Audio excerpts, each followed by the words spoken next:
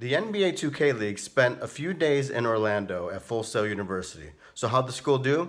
This is the Monday Report.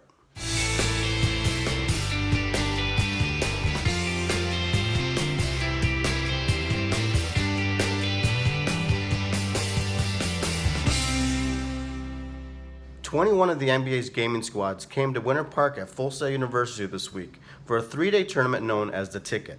Now, the tournament is one of the NBA 2K League's major tournaments and handed out about $180,000 in prizes. On Saturday, Warriors Gaming Squad defeated the Cavs team to take home the title.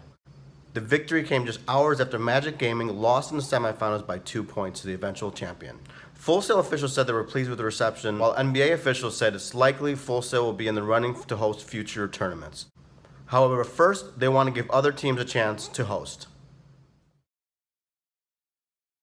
So this is the first time I've ever seen an NBA 2K League event in person, and I gotta tell you, I came away kind of impressed.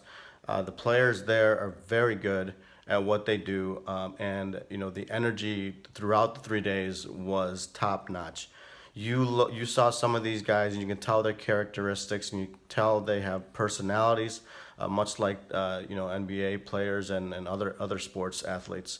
It's clearly one of the things that made this tournament successful is that these players were playing at an arena that put them face to face. So you can go right into people's faces when trash talk. That was something a couple of players told me on the side about what they enjoyed from the Full Sail arena. Technology, of course, is one of Full Sail's strengths, and it did not disappoint.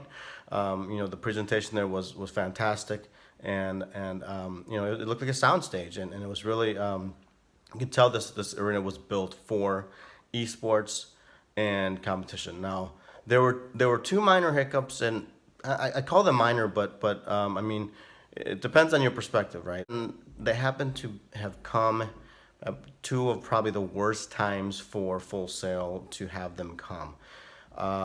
There were network issues, and two games that I saw had to be delayed as they waited for the network teams to fix the problem. Now, of all the games that took place this weekend, as I said, it was probably the two worst games you could probably delay. Number one was Miami against Orlando. That was an interstate rivalry, of course, that just had a lot of energy, and the crowd was into it, and it was crazy. And you saw, these fans really take this stuff very seriously and battle it out.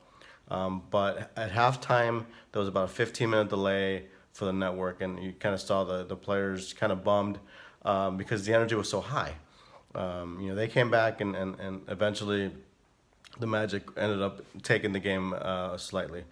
The other network problem was at the championship game. With 1 quarter left, this delay was a little bit longer, and that was a rough patch for the players. They had to kind of sit there, and you saw one of the teams, the Cavs Gaming, at some point had to get up and stretch, right, because they had been sitting there not moving for so long. Those were two pretty bad incidents that happened, both of them on Saturday. But overall, I think it was a successful event, and it's not just me talking. I mean, Brendan Donahue, of NBA 2K of the NBA 2K League, he said that they enjoyed themselves and they were really impressed with the arena. Despite those hiccups, they said they hope to come back eventually. It was a good showing by Full Sail University, and this was huge too. This is a really important event that they had to come through on.